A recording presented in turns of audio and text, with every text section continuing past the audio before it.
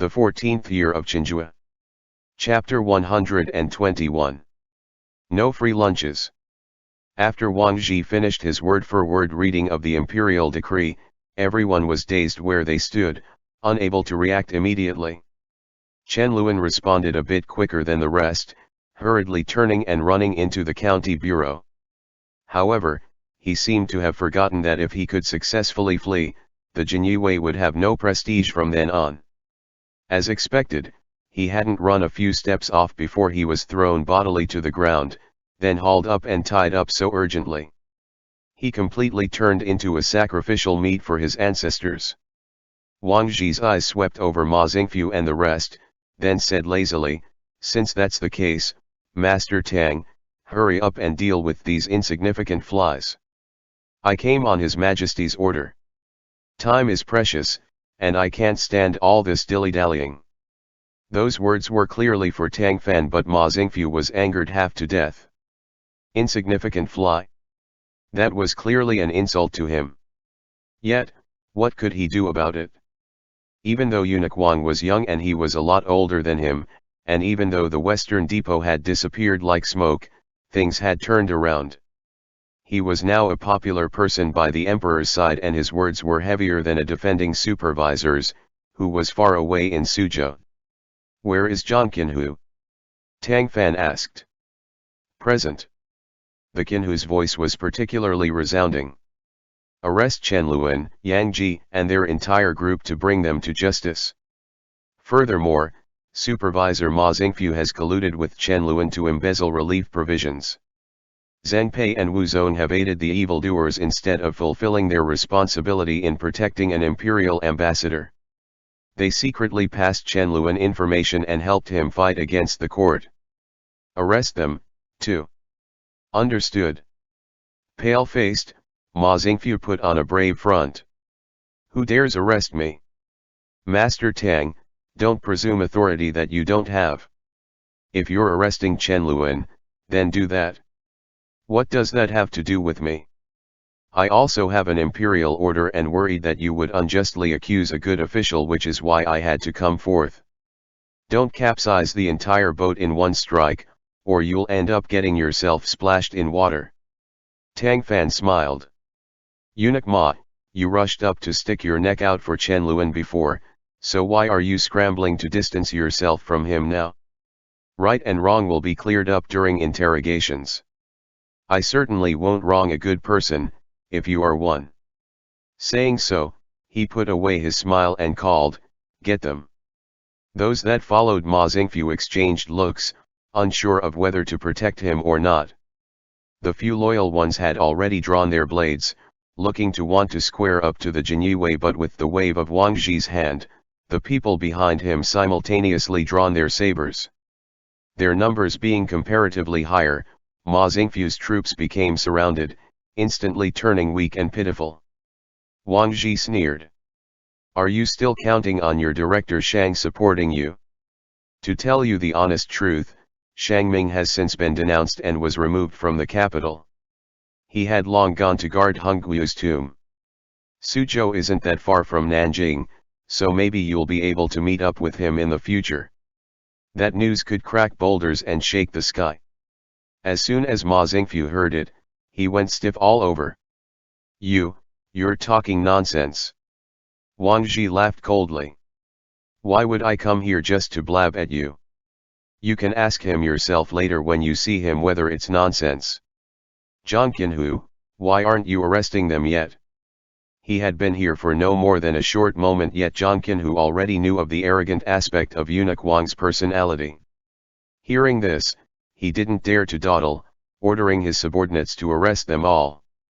Perhaps Ma Xingfu had been shocked by Wang Zhi's words, as he didn't react even when two Jinyue apprehended him from behind. Seeing that he was so docile, his subordinates could only set down their weapons and wait to be dealt with. Since even Ma Xingfu had stopped resisting, the rest of them would never be able to keep staunchly resisting. Every single one of them, as listless as frostbitten eggplants, allowed the Jinyue to arrest them. Yang Ji was wan, squeezing a smile out at Tang Fan. Master Tang, I have something to say. I was coerced into all of this. I never participated in anything Chen Luan did. Not only that, but I can provide you with even more evidence so that he can never make a comeback. You see, can you give me an out? Chen Luan laughed icily hearing that. You never participated in anything? That's a real joke. You knew about the refugees outside of the city, too, yet you never sent a word out about it. You want to pretend to be a good person now? There's still those tales I gave you. When they conduct their search, they're bound to find each and every one. That was all you. Were it not for you dragging me into the water, how could I have fallen to this extent? Yang Ji said angrily. I told you at the start to not be too zealous in what you were doing, but now retribution has come. The two were about to start squabbling. Disinclined to watch dogs biting each other, Tang Fan waved his hand. Take them all away. When Chen Luan was being escorted past Xiao Wu, he glared at her menacingly, resentment seeming to spill out therein. With Tang Fan around, why would she fear him? She just smiled charmingly at him. He was instantly enraged, and couldn't resist cursing, bitch. Xiao Wu sneered. Since you slept with a bitch, what does that make you? A mongrel. Those nearby all huffed out laughs. Chen Luan quickly went green with rage. Since she no longer needed to act in front of Tang Fan, her dowdiness had grown by the day. When Chen Luan was gone, Tang Fan couldn't help but wonder, you said that he had illicit affairs with his father and brother's wives and concubines. Was that true, or false? False, of course, Xiao Wu answered automatically. Would he have gotten so stomping mad, otherwise? Seeing that he looked speechless, she added, still, Chen Luan had performed despicable acts to forcefully bind other people's wives and daughters into being his concubines. If you wish to check that, master, it can all be verified. Tang Fan nodded. I understand. Chen Luan, Yang Ji, and the others' violation of the law was not quite wrapped up yet. After clearing away the biggest hindrance, Tang Fan ordered for mugwort to be burned outside the city, kanji stalls to be set up, physicians sent to treat the refugees, and a lot of provisions excavated from the mouths of those grain merchants that had colluded with Chen Luan in order to feed those refugees. Even so, the refugees had nearly been wiped out by Chen Luan, as not many remained. After receiving proper settlement, their health gradually took a good turn, and then they left Wujiang to return to their hometown and resume farming the fields, one after the other. Tang Fan prepared a memorial requesting for Wujiang to be exempted from grains taxes for 2 years.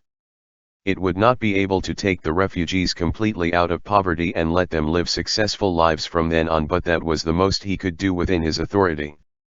After Chen Luan was arrested, the post of Wujiang's magistrate should have been taken by the county deputy, but the reason why Chen Luan had become Wujiang's local ruler was that those below him had aided in his tyranny a lot. Once he discovered the truth, Tang Fan fired nearly 80% of all the officials in Wujiang County. The county now had many vacancies, but that wasn't an issue. The Great Ming had a huge populace, and every year, the reserves of those that had the qualifications to be officials yet have no posts was numerous. They were eyeing this area like tigers, as no matter what, it had cushy jobs. Lacking a few Chen Luans meant that many wanted to fill in their positions. During this incident, Hu Wenzao's performance had been within bounds. It couldn't be said to have been good, but he also hadn't been as impudent and vile as Chen Luan. To be blunt, he didn't have the guts to do anything terrible, simply having let things run, at most. After all this, he had likely learned his lesson and would be more careful from then on. His timely switch of sides was also mentioned in the memorial by Tang Fan, to plead for mercy for him. Hu Wenzao ended up not losing his head nor getting exiled, only being stripped of his post and ordered to retire while retaining his official status. This was a great fortune within this misfortune. Of course, an official-obsessed person like Hu Wenzao definitely didn't think this to be any sort of great fortune. Once he learned that he wouldn't be able to be an official anymore, he would probably be a wailing mess. Tang Fan had no free time to care about his feelings, of course. Ever since Chen Luan's group had been arrested, he had been finding settlements for the refugees without pause, not even able to care to chat with Wang Zhi for long. It was only when the other was about to return to the capital that he took a break from his work and took the chance to sit down and eat together with him. "This is all thanks to you. I've been so busy these days, it made me dizzy, and I haven't yet had time to thank you. Let's toast."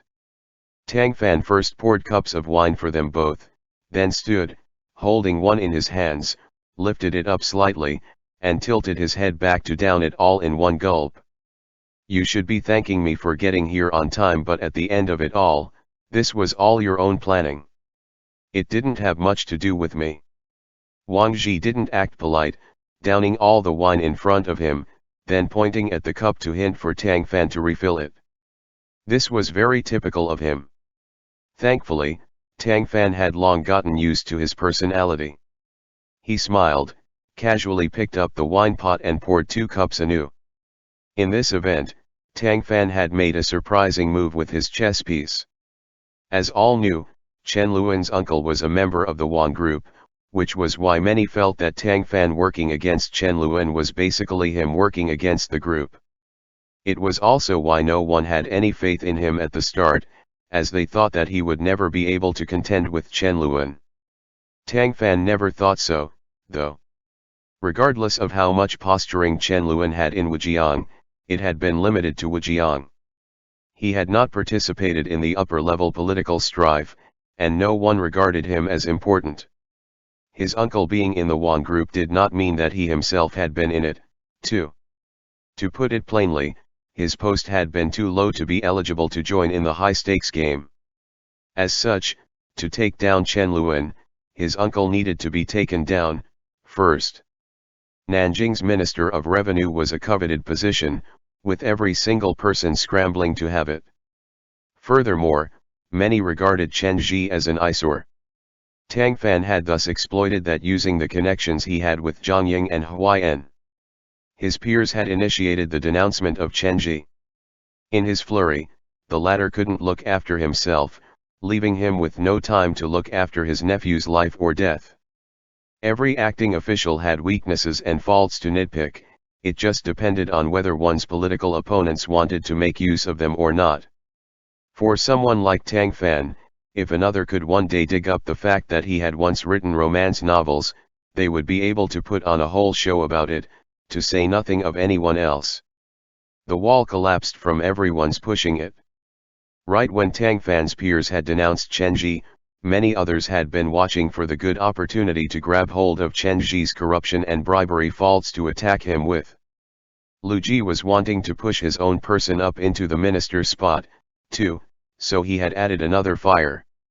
Getting massively chastised, Chen Luan's fall was inevitable and the Wang group couldn't protect him anymore. Him stepping down made it easier to put Chen Luan into order. Still, the other had another killing truncheon. He had a close connection to Suzhou's merchant society and through it, he had given the Eastern Depot many bribes, which was the source of his prior unscrupulousness. Zheng Pei and Wu Zone following Tang Fan all the way south had not only been to protect and monitor him but to safeguard Chen Luan at critical moments. Eunuch Shang Ming would have hated for Tang Fan to uproot his giant money tree, which was why he had wanted to help him. After coming to understand Chen Luan and the complex, intertwined connections behind him, Tang Fan had chosen to not fight the Wang group to the death but rather focus his firepower on the Eastern Depot, tying Chen Luan's crimes to it. In the memorial he had made Lu Lingzi deliver, he hadn't mentioned one word of Chen Luan's other backers, only speaking of the Eastern Depot, asserting that the tales he had given the emperor were not even a twelfth of what Chen Luan and the Eastern Depot had embezzled. He also stated that while His Majesty was cultivating to immortality in the capital, apprehensive and thrifty because the internal treasury was empty, Shang Ming, Ma Xingfu, and Chen Luan, these villains had meanwhile taken advantage of the emperor being far away to blatantly hoard a massive amount of wealth. Regarding His Majesty as nothing, they had also hidden that money away and indulged in extravagant lifestyles, yet had turned around and cried to him that they had no money, that even if His Majesty could stand for this, they, his subjects, absolutely could not. The emperor could neglect court politics, but it should absolutely not be thought that his low intellect made him easy to be deceived. Back when he had just ascended, he had fought hard to clean up the government and indemnify wrongs. Although he had declined over these years, a lion was still a lion and would at most shut its eyes and be deaf to the sounds of the outside world. If those sounds disturbed his slumber, he would reach out his paw and give people a whack.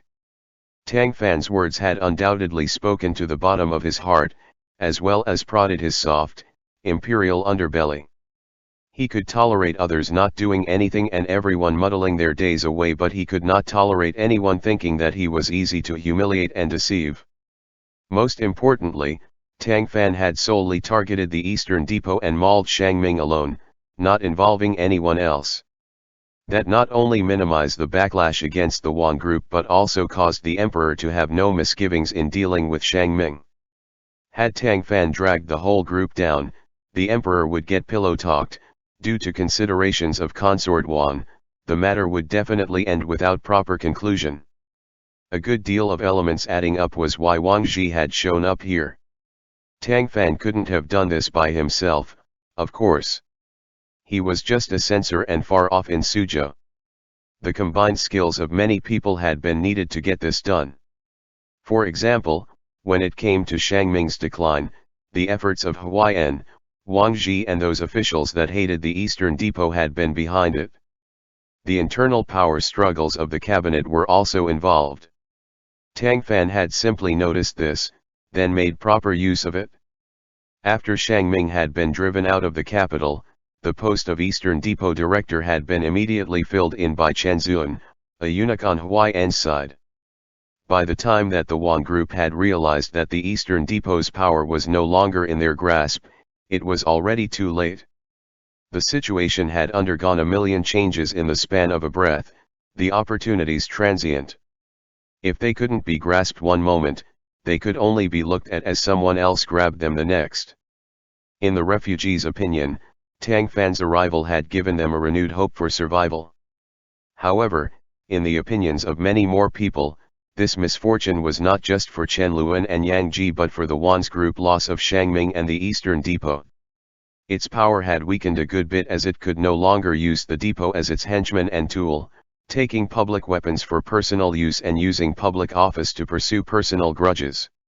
Therefore, not only did Tang Fan resolve the Suzhou's issue but the crowned prince had received a significant victory.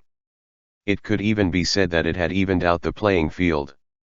Following this, the crowned prince will definitely be more grateful to you. Even though he didn't say anything, in the future, you'll definitely be taken into consideration, Wang Zhi hinted. Everyone was well aware of what the words in that pause had been. Tang Fan shook his head. My original intent wasn't to take down the Eastern Depot. I simply wanted to resolve this case in Suzhou. The current conclusion can only be described as a coincidence. Moreover, Shang Ming has been overbearing for a long time, which the heavens couldn't bear to see, hence why this had happened. Wang Zhi rolled his eyes. All right, quit posturing. Too much modesty just makes you pretentious. The crowned prince is going on 13 years of age. By logic, he should be in the cabinet watching the governmental process, but His Majesty getting more and more convinced by Daoist practice day by day and is lukewarm towards the prince, so him entering the cabinet has been repeatedly blocked by the Yuan group. It's been put on hold for a very long time. Now that the Eastern Depot has collapsed, their impudence will probably be curbed a little. Tang Fan was too far from the capital and not a member of the central power circle, causing these little machinations to not get to him promptly. Had it not been for Wang Zhi's present explanation, he wouldn't have even known that the Yuan group had been preventing the prince from participating in the cabinet. He shook his head again. I must say, the Yuan group is doing everything it can to get in the prince's way. What a very stupid move. Ever since Ming's founding, if anyone other than the eldest son thinks to ascend, then even if the emperor preferred them, they will end up with nothing. Just look at how strong Yongle was. He favored the Prince of Han far more than the crowned prince, but didn't the later ultimately receive the throne? Considering the present one's willpower, he's incomparable from Yongle. How could he accomplish what Yongle had failed to do? Facing Wang Ji, Tang Fan would bear his heart in his words. The former was slightly moved, indeed. Before this, he had never heard of such a viewpoint which, after a careful thought, really made sense. But is having such insight useful? How can the Wang group be resigned to not putting up a desperate struggle? The throne has been enticing since ancient times. The group doesn't have the guts to rebel, but they're obsessed with supporting the emperor, which isn't odd. It's good that you're far from the capital so that you don't get dragged in it or made into a raft like that last time in the East Palace. Once the situation in the capital clears up a little, I'll help you petition to return to the capital. Saying so, he picked up a piece of osmanthus-candied lotus root, put it in his mouth and wrinkled his brow. What's this sugary crap? Tang Fan was speechless. One glance tells you it's sweet. Why did you pick it up if you don't like it? Wang Ji slightly scoffed. I was distracted by talking. Only sugary people would like sugary stuff. Tang Fan's mouth twitched from having been struck while lying down. Thankfully, he had long been used to eunuch Wang's cold treatment. The next moment, he expressionlessly reached out to pick up another piece of root, bit it and smiled with curved eyes. It's good. The sticky rice is soft and the osman thus tastes strong. By the way, I'm pretty shocked, why did His Majesty promote me for no reason? It isn't because I gave him that box of treasures, right? He asked the question that he couldn't figure out. You think too optimistically. If a gift of silver could net a third-rank official title, the national treasury would never have to worry anymore. Tang Fan smiled. Please clarify for me, eunuch Wang. Wang Ji laughed a few times, the sound full of schadenfreude. It's because there's another mess for you to go tidy up, so he needed to give you a sweet jujube. Tang Fan began to noiselessly bury his head in his food. Can I act like I never heard that? No. After eating for a spell, Tang Fan found that not even steamed meat in lotus leaf could make him happy. He was forced to set down his chopsticks and question after his fate. What happened this time? You don't need to be so scared. This actually isn't too complicated a matter. You have bad intentions all over your face, yet you tell me it isn't complicated? Would I believe that? I bet even you, yourself, don't believe that. Wang Ji had no care. I wouldn't falsely comfort you. How can I let you take an impossible task? Besides, this time, you'll have the title of Right Assistant Minister of Justice, which will make it much easier for you to act than only having a censor status. I brought this up before His Majesty and got it for you. His logic sure was something. When it came to being recklessly unreasonable, Tang Fan had never once surpassed eunuch Wang. All right. Explain, then, he said, head hurting. Anyone that had taken the Imperial exams knew that in order to kill one's way from a nobody to palace honored, there were countless exams of all sizes. Among those were 6 relatively more important ones: county exams, prefectural exams, institutional exams, provincial exams, metropolitan exams, and palace exams. In simple terms, those that could pass the institutional exams were county honorates, those that could get their names on the provincial rolls were provincial honorates, and those that could be on the metropolitan rolls were tributary honorates. The last ones were exams that were conducted twice per 3 years.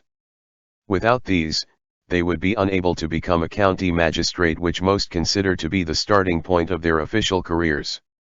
Something had happened in Jian Prefecture of Jiangxi's institutional exams at the start of this year. There was nothing out of the ordinary about Jian's exam process, as it was the same process as anywhere else.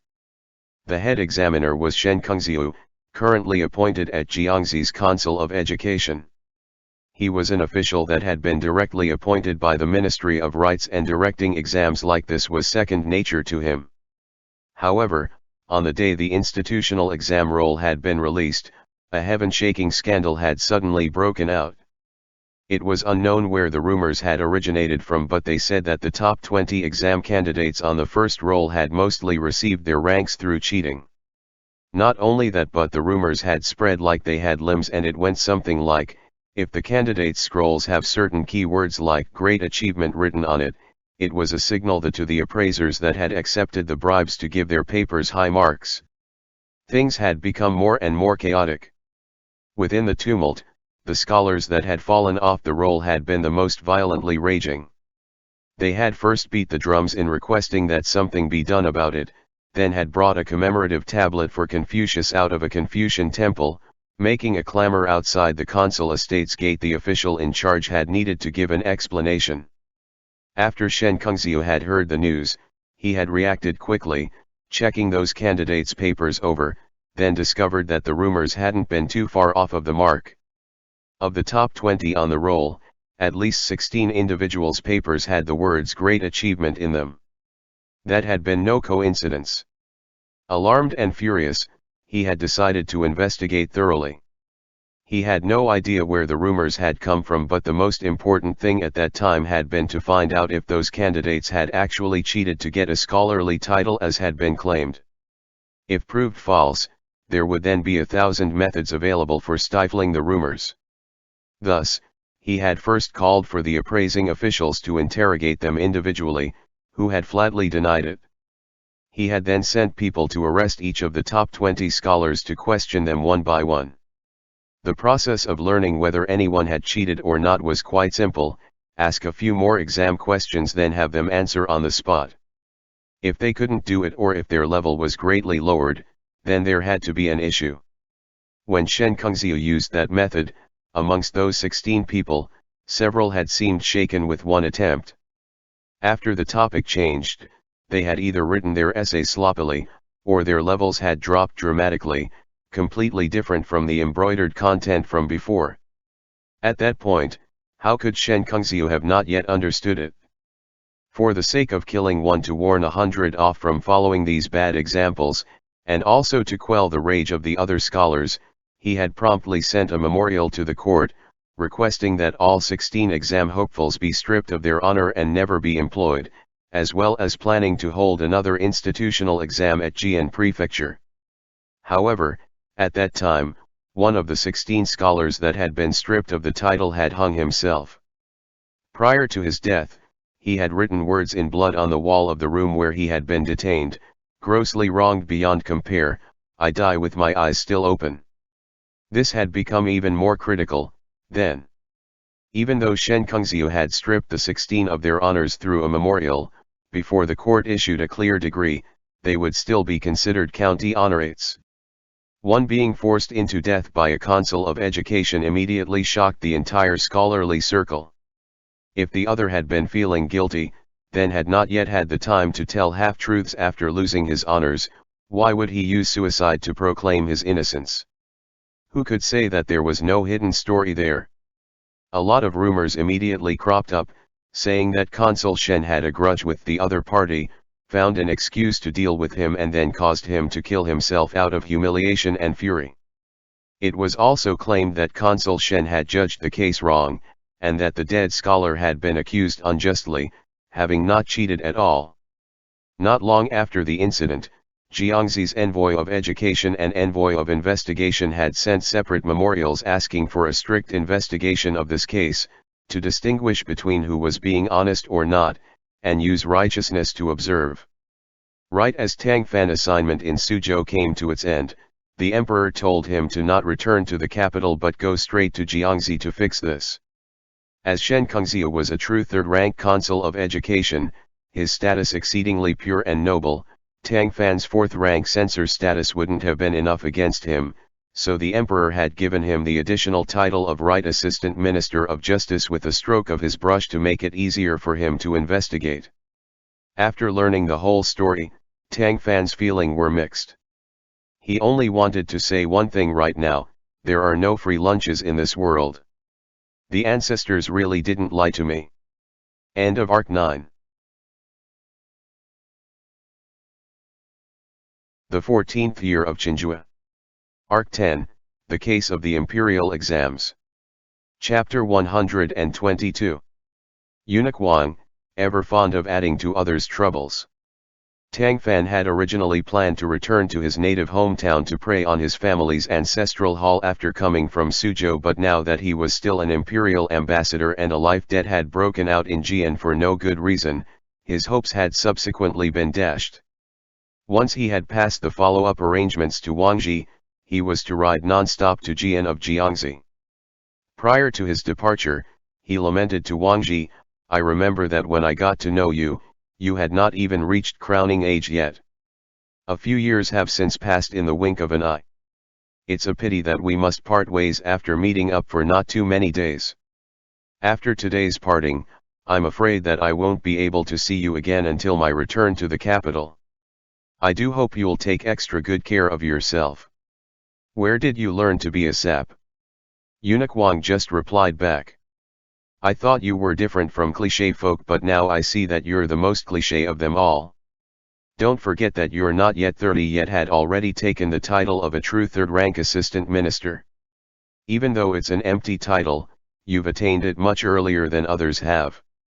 What you need to do now is to quickly use the Jiangxi case to establish a huge merit, as in that way, Huayan and I will be able to speak to His Majesty for you so that you can become an actual Assistant Minister of Justice. I heard that the cabinet is going to officially nominate new people for entry into the cabinet next year. If you're considered to have enough qualification for that by then, that place gives ranks according to time of entry. Every day you get in sooner is an advantage." He had always been like this, bold and unrestrained, with gloom or negativity seemingly forever unable to be seen on him. Even when he occasionally came across a setback, he was never seen to shrink back. Someone like this would inevitably give others an overbearing and domineering feeling, while also being infected by an eternal fighting spirit. Tang Fan's heartfelt sentimental feelings about this separation were all swept clean away. He could only pull down the corners of his mouth as he repeatedly agreed to him. Unexpectedly, Wang Ji turned the conversation around, grinning with ill intent.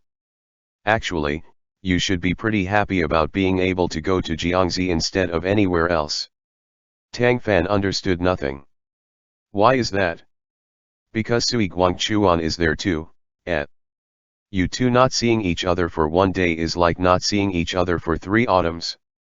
Won't this be exactly as they say, where those that spend some time apart are like newlyweds again meeting up? That supposed feeling of melancholy people had while gripping hands and facing one another upon farewell was only a thing of myth and imagination. When facing Wangji, he might as well save those feelings for someone else." Seeing that he had choked him too much to say anything, Eunuch Wang laughed, proud of himself. "Alas, he's on an assignment, so he probably can't look after you and might not even be in Jian. You not having protectors by your side won't do. A dignified imperial ambassador traveling by himself is much too tragic. I have 4 people here that I can lend to you, enough to ensure good faith. When you're in Jian's territory, someone will be there in advance to welcome you. Don't worry about anything else. There won't be any Eastern Depot lackeys giving you a hard time this time." Those 4 were Wang Ji's former subordinates at the Western Depot, of intrepid appearance. Tang Fan had met them several times before. They now called out greetings and introduced themselves, separately greeting him, even if they did recognize him. Suffering such an interruption, Tang Fan quit expressing any sort of inner feeling. After saying goodbye, he led the other 4 in speeding for Jian Prefecture. The distance from Suzhou to Jian wasn't much, meaning that there was no need to rush every single day. Their destination could be reached in about 10 days. Their group of 5 departed Suzhou, not saying a word of chatter the whole way up to their entry into Zhongchang Prefecture. Reaching a local post house for rest and refreshments, they encountered an unexpected acquaintance. "Brother Tang," the happy voice of someone that had been waiting for a long time outside of the post house called out, upon seeing them approach. After confirming that he hadn't seen incorrectly, Tang Fan grew excited. "Yuking. This Yuking gives my greetings to you, brother. Lu Lingzi was even more excited, leaping to be in front of Tang Fan with his hands cupped towards him. My fortune hasn't let me down. When I brought the stuff to the capital, I passed them over to Eunuch Wang to handle. I assume that you've resolved what happened in Suzhou already. No need to be so polite. So, the friend Wang Ji spoke of was you. Tang Fan laughed, helping the other up with both hands as his heart suffused with the joy of finding an old friend. Lu Lingzi was quick-witted in handling things, clever in mind and quite active. Even though they had not interacted for very long, Tang Fan already felt very fond of the youth, even seeing him as a little brother. When he was following by him before, Tang Fan had unthinkingly taught him a lot of things. That attentive sentiment was something Lu Lingzi had certainly been able to realize. That's me. Aren't you happy to see me, brother? Lu Lingzi said with a smile, eyes curved in a lovable way. Quit acting like you're a good little boy. Tang Fan accordingly bopped him on the head, the action showing his full closeness. Lu Lingzi covered his head, looking wronged and innocent, though there was a happy grin on his face. Tang Fan grouped up with him. The accompanying group of 4 had already gone ahead to make proper arrangements for their stay. These people Wang Ji had given Tang Fan were shrewd and strong, handling a lot of work. All along the journey, there were some things even Tang Fan himself hadn't thought of that they had been quick to do. With their assistance, he had nearly expended no effort this whole trip. Shi Ming and the rest had come from low origins, later becoming valued by Wang Ji and transferred directly into the Western Depot. They had been devotedly following him ever since. When Wang Ji had gone to Datong, he hadn't brought them with him as he thought to have them watch the Western Depot. Unexpectedly, once the weather had undergone precipitous changes, the Western Depot had straight up shut its doors, turning these 4 into dogs mourning their homes. Following Wang Ji's return to the palace, they were woven into the left-feathered forest guard, turning into Imperial Guard chiefs defending the Imperial city. Tang Fan was going to Jiangxi to investigate the case of the Imperial exams as an Imperial ambassador. With no Chenghua accompanying him, he couldn't go over alone as a one-man army for no good reason or people would laugh at him. The court therefore needed to send him bodyguards according to standards, firstly to protect the Imperial ambassador and secondly to have that ambassador have the flair that an ambassador ought to have, lest the court's reputation be lost. In light of the 4's capabilities, Wang Ji had told them to follow Tang Fan. Martial experts had the conceit of martial experts. Although they said nothing and obeyed his orders, Tang Fan could sense that they were not at all convinced by him. He didn't care, though. Each individual had their own ways of thinking and there was no way to force someone else to listen to you wholeheartedly. To speak disrespectfully, even the good old emperor probably wouldn't be capable of doing that, as in this day and age, plenty of people derided him in private. As long as Shi Ming's group could listen to orders, not act on their own and not voice their own opinions, Tang Fan would be fine. However, what he didn't know was that there was another weighted consideration behind why Wang Ji had told the 4 to follow him. Eunuch Wang said that several hints of the White Lotus Society have shown up recently in Jiangxi, Lu Lingzi said. The Chenghua has already gone to investigate, but he also said that you've ruined the White Lotus Society's plans several times, even destroying their Tartar foothold. Over these past few years, their influence has been mostly eliminated, and your contribution to that has been indispensable. They must hate you to the bone because of that. That's why Shi Ming's group is here, so they can ensure your safety, at the very least. After I heard that, I took it upon myself to volunteer. Another person can overall give you some more protection. Tang Fan was somewhat surprised. The White Lotus Society. To tell the truth, after he had returned from Datong, he hadn't heard that name for quite some time. And yet, this all seemed to be within expectations. Back at the Whining Sealet, Li Zilong had escaped by a fluke, his whereabouts unknown, but from his previous behaviors, the man was abundantly ambitious and certainly unwilling to face defeat. On the contrary, he would wait for an opportunity to do all he could to rise up again. Also, from the gifts Tang Fan had given the White Lotus Society, he was likely up top on the list of Li Zilong's enemies. Yes. That's why you must be careful in order to sail a ship that lasts forever, Lu Lingzi answered. Be more cautious, brother Tang. Starting from today onwards, I won't stray a step away from your side. Tang Fan laughed. There's really no need to be so nervous. Fate is determined by the heavens and its recipients won't escape. Even though this present world isn't one that clothes, feeds and warms everyone, it's generally a land at peace. The scenario of the Yuan dynasty's end, with smoke in all directions and formidable characters coming in groups, has long gone. Average citizens won't want to follow in the White Lotus Society's nonsense for no reason, meaning it has no soil with which to propagate itself in the first place. Their followers are getting fewer and fewer, and now even their altars have lesser numbers. As long as their few upper-tier members can be wiped out, their opponents will have nothing to worry about. He said as much to Lu Lingzi, but Tang Fan still had some mental vigilance while thinking of the White Lotus Society's unorthodox, unbridled methods. While it was true that the White Lotus Society's actual power was diminishing gradually, it was precisely because it was being pushed to the brink that the group had turned even more ruthless and rampant. He yet recalled that Li Zilong had been called the second in command by the White Lotus Society followers, which meant that there could be a first in command above him. If those people could not be dug out, they would undoubtedly become hidden menaces that might pop up at any time. Lu Lingzi didn't notice the secret concern beneath Tang Fan's relaxed chat. He had never dealt with the White Lotus Society before, after all, and had no idea how badly this nefarious sect stuck around.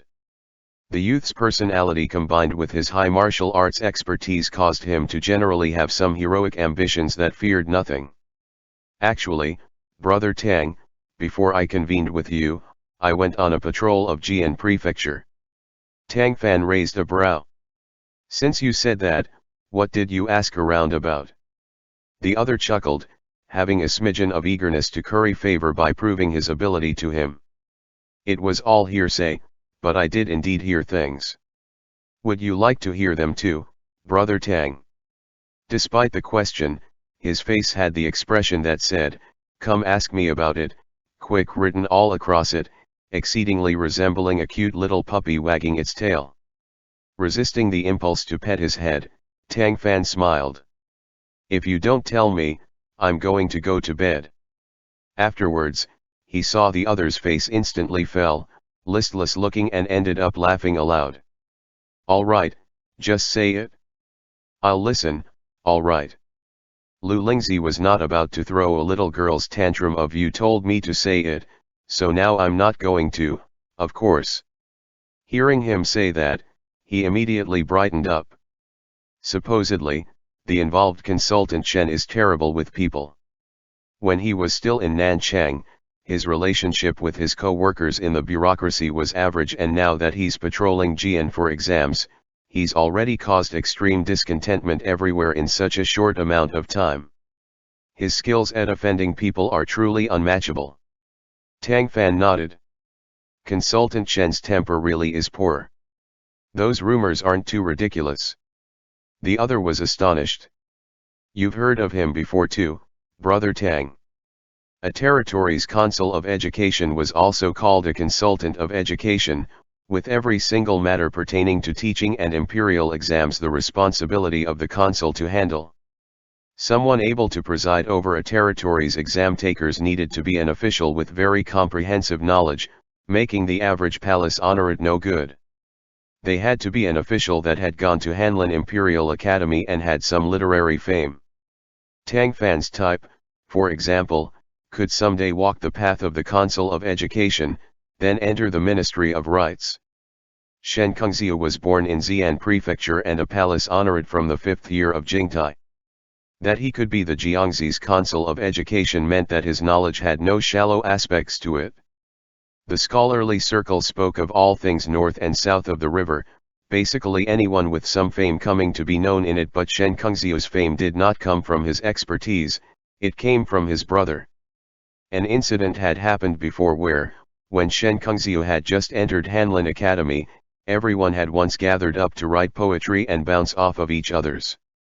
He had been upset that the then Hanlin member Lu Pengcheng had stuck himself to head cabinet Suyuchen, so he had written a verse mocking him to his face, causing the other party to swiftly leave with a twirl of his sleeve out of anger.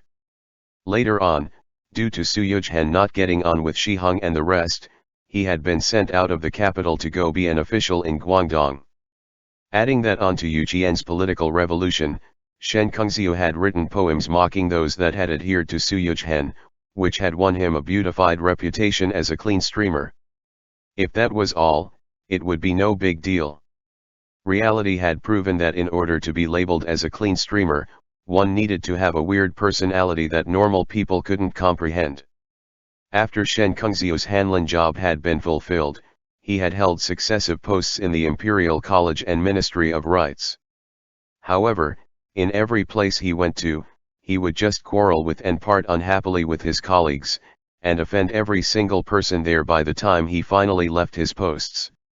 As time went on, people had given him a nickname, Shen Shitstone, which implied that his temper was harder and smellier than a rock inside a pit latrine. Tang Fan feared interacting with people like him the most. If against someone conniving and barbaric like Chen Luan, anyone could fight with wits and valor, but Shen Kungziu's type generally wouldn't speak reason with you because they felt that all the rationality in the land belonged to them alone, making them immune to all persuasion. Did you hear anything regarding this case? Tang Fan then asked. Consultant Chen's voice as Jiangxi's Consul of Education is good, and it was also reportedly how sincere he was in holding of his post. The scholarly circle has high regard towards him. When this case broke out, some people said that he had secret enmity with the deceased and took this opportunity to retaliate, while others said that he had made a cruel ruling. Still, a portion of scholars have spoken out for him, believing that he isn't like that. Tang Fan grasped onto a key point. What did they meant that he has a secret enmity? Ah, right, I forgot to explain that. It was said that the scholar who hung himself was the son of Lin Fenyuan, balancing magistrate of Jian Prefecture. The other creased his brow. In other words, the younger generation of an official's household. That really was a bit of a bother. Yes. The enmity between these two families started from the previous generation. Shen Kungziu won first place when he participated in the county exams back in the day, so he was expected to earn the title of minor prime scorer. Unexpectedly, when he took the institutional exams, he happened to run into Lin Fenyuan, then acting Consul of Education, who straight up threw out his papers. Not only did he made Shen Kungziu have to retake the exam, but the title wrongfully passed him by. Now, karma has turned around. Lin Fenjiayuan's son happened to be a test taker under Shen Kungziu. The latter, knowing that Lin Zhen was Lin Fenjiayuan's son, was giddy, laughing loudly and saying that his revenge was nigh and wrongs would be repented, after which he grabbed onto that handle, crossed Lin Zhen's name off the list and abolished his scholarly title, which was why Lin Zhen hung himself out of shame. Hey, big brother, why do you look like that? Tang Fan's expression was weird. How do you know that he laughed, and what exactly he said? Were you there on the scene to witness it with your eyes? Lu Lingzi scratched his head, laughing dryly. This is all rumors on the street, yes. I'm only relaying them. Tang Fan glared at him. Even though he spoke to him in an admonishing tone, he wasn't angry at all. Since you know those are street rumors, you also know that they can't be taken seriously. If I took them seriously and used them to judge this case, it will invariably generate the idea that first impressions take the lead. The other was a little embarrassed. I only wanted to make you laugh. Still, the grudge between Shen Kungziu and the Lin family has spread all around the common haunts. It might be baseless, but not necessarily without cause. I thought it would be good to let you know. Tang Fan pat him on the shoulder, then poured him a cup of tea himself. I know you had good intentions and I'm not really reproaching you. Keep on talking. Seeing the faint smile at the edges of his mouth, Lu Lingzi immediately became animated again. The hatred between the Shens and the Lins is old, spanning 3 generations. Shen Kengxiu is now a true third rank, Lin Fengyuan is only a minor balancing magistrate, yet their 2 sons are completely different. Shen Kengxiu's son is a stereotypical dandy, unlearned, untalented, and not able to recite texts well, so he has to bring him everywhere to personally prompt him to study. Meanwhile, Lin Fengyuan's son was promising, already earning 2nd place in the institutional exams at around age 16. Shen Kengxiu was unhappy, feeling that comparisons were damning, and therefore murdered the other's son. Tang Fan's mouth twitched, really unsure of how to react. What was all these nonsense? The people who made up these tales were really lacking in common decency. With Shen Kengxiu's character, if he learned of this, he would probably rage to death. He shook his head. Enough. All this can wait until we go to Jian Prefecture and see him ourselves. You said before that the Jinyue's footprints have been through Jiangxi. Yes. I listened to Eunuch Wang, and after coming to Jiangxi, I was met with not just one group. They're in Jianchang Prefecture, too. All of them traveled in disguise, but anyone with martial arts expertise can tell from their every gesture. Their bearing was different from typical Jianghu folks, too. I'm almost positive they were Jinyue. Tang Fan hesitated for a second. Then, did you come across Suzhou? Suzhou? Is that the commander of the Northern Administration Court Division? Yes. I didn't. I've long heard of his name, but I've unfortunately never met him. I also heard that he's pretty skilled. I would want to see him if I have the chance. Tang Fan thought to himself about how the other had taken his orders to request help from the Suzhou's Jinyue post, which had ended with Suzhou coming over disguised as Dihan. Maybe the two had already met and Lu Lingzi was none the wiser about it. It was a little funny. Brother Tang, do you need to find the commander for something? Should I help ask around for you? Lu Lingzi had to ask, observing his body language. Tang Fan shook his head. No need, it was just a random question. Judging from all that you said, this assignment likely won't be breezy. Are you afraid that the White Lotus Society took this chance to stir up trouble? No, it's that Shen Kengxiu, he is not an easy person to get along with, Tang Fan said with a smile. With his personality, he's going to be hardline to the end of handling this matter. He has something of a name in the scholarly community, too. I won't be able to strong-arm him. Though, I'm guessing that I'm not the only with a headache right now, as the Jian magistrate must have a major one, too. This is all under his jurisdiction, after all, with one being his superior, another his subordinate, and him being unable to take both sides. Lu Lingzi smiled as well. Isn't that just it? Everyone says that the position of Jian magistrate is unlucky, with its luck stars clashing in the sky. That's why the previous one was unlucky, and this one is also unlucky. When it came to information, byways, markets, and streets were definitely not inferior to bureaucracy. Furthermore, commoners frequently love to stretch the truth and add a lot of unlikely elements, just like the previous ancient coffin of the Luo River case. The locals hadn't known the truth, and the White Lotus Society had purposefully spread gossip, making them all believe that it had been the wrath of river gods. Tang Fan had no belief that this information had too much value, but that didn't keep him from hearing it out. The previous one was unlucky? How so? The former Jian magistrate was Huang Jinglong. A few years ago, because of his prisoner abuse and deviant accusations of good people that caused innocent citizens to be arrested, then tortured to death in prison, the court had ordered for his arrest after the fact, but he was already dead. The next position holder has encountered that same kind of poor luck. Obviously, it's ill-fated. When I went to Jian, it happened to be in time for Duke Guan's birthday, and the local prefectural magistrate purportedly requested for people to dance for the deity at his bureau. He had once traveled all around the world, never having the opportunity to interact with such matters of bureaucracy. The longer he was by Tang Fan's side, the more he saw and the broader the horizon opened before him. As it turned out, not each and every one of those old officials that had relied upon their knowledge to become palace honorates were actually fully versed in politics or above it all. People like Chen Luan and Yang Ji were admittedly included, and those like Jian's magistrate were further abundant. The higher one went, they would find the tests above getting all the more intense. The emperor spurred on his subjects, and the subjects exploited him. Everyone fought with wisdom and bravery, thinking up all sorts of different things. A moment of inattention on their path and they would have no idea when they ended up on the brink of death.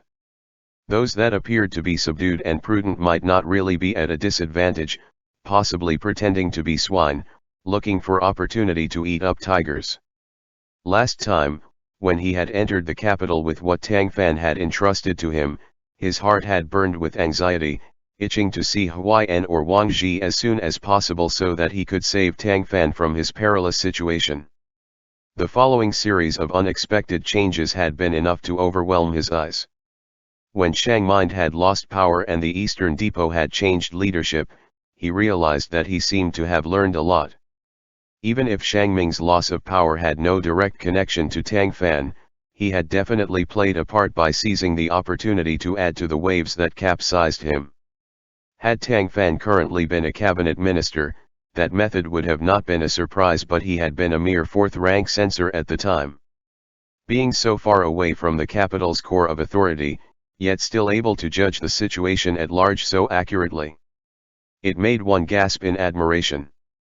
Such was why whenever Lu Lingzi saw Shi Ming and the others with him have an inevitable air of covert arrogance, he would always recall his own self that had just been at Tang Fan's side, then not point such out, only huffing to himself, "You're all self-important now, but you're all going to respect him by the time this Jiangxi trip is done." Tang Fan gave no notice to Lu Lingzi's thoughts. Lu Lingzi had taken the Jian magistrate position as an interesting story, but Tang Fan was thinking back to what had happened with the former magistrate, Huang Jinglong. As was known, Suzhou had handled that case himself, and Huang Jinglong had suddenly died in prison later, cutting his impression of it in deep. Due to that death, the case had been left hanging afterwards, leaving many riddles behind. Looking at it now, heaven's fate might be at work. What came before was the cause, what came later, the effect. There were truly many areas worthy of deep inquiry in Jian. Whatever was weird in them would have to wait until after Tang Fan came there himself to check each and every one of them. After joining up with Lu Lingzi, the group took a break in Jianchang Prefecture. Meanwhile, Tang Fan sent people to go on a step ahead and notify the Jian magistrate. An imperial ambassador out on the road would have themselves announced everywhere they went. It wouldn't be impossible to hide their whereabouts, but it would be relatively difficult and not necessary. This time around, Tang Fan was going to investigate without tricks, no need to go in disguise. There was nothing for him to hide. Upon hearing that he was here, the local Jianchang officials scrambled to the post house to visit him. Provincial officials had an indescribable admiration for capital officials, especially directly dispatched imperial ambassadors like him. If they could forge a relationship to him or hug his thigh, it would be even better. Still, thigh hugging needed a survey of the situation. If he was instead someone that opposed the Wan group and left the capital to work on a case, everyone wouldn't be able to avoid them out of fear fast enough. Why would they ever come closer? Tang Fan's circumstances weren't much the same. Despite him repeatedly defying the Wan group and having ups and downs in his career path, the emperor still needed to make use of him. His opposition to the Wan group had instead ended up with him turning away from peril, and owing to his repeated solving of cases, his reputation had grown. Wherever he went, if he really waved his imperial ambassador banner, not only would the local literati and gentry come to visit, but even local officials would come to revere him, wanting to forge a good connection with him. Recently, in the process of solving the Suzhou case, Chen Luan, Yang Ji, and others had fallen off their horses, and the Eastern Depot's tyranny had greatly reduced. Recalling how insufferably overbearing Director Shang Ming had been, had he not still been so dejectedly diminished to the rock bottom at the Ming tombs? Who with working eyes couldn't link up Shang Ming's decline with Tang Fan investigating Chen Luan? Who wasn't inwardly thinking that he was of strong talent and mind? If being able to get one over the Wang group wasn't talent, then what was? That was why, in spite of him trying all he could to reduce his social interactions, there was still an unceasing flow of people coming to visit him. Not only Jianchang officials came, but Jiangxi's envoys of education and investigation even sent people to pay their respects. Some people had to be met, otherwise he would be thought of as conceited. Henceforth, even though he didn't like these annoyances, he still had to spend a few days to contend with immortals of various paths. 2 days later, he brought his group to Luling County, located in Jian Prefecture. The Jian magistrate, together with the Luling magistrate and a group of officials, had since received word and were waiting at the post house outside the city. When Tang Fan saw the Luling magistrate as he stood beside Fan Yuezhen, the prefectural magistrate, he couldn't help but be stunned.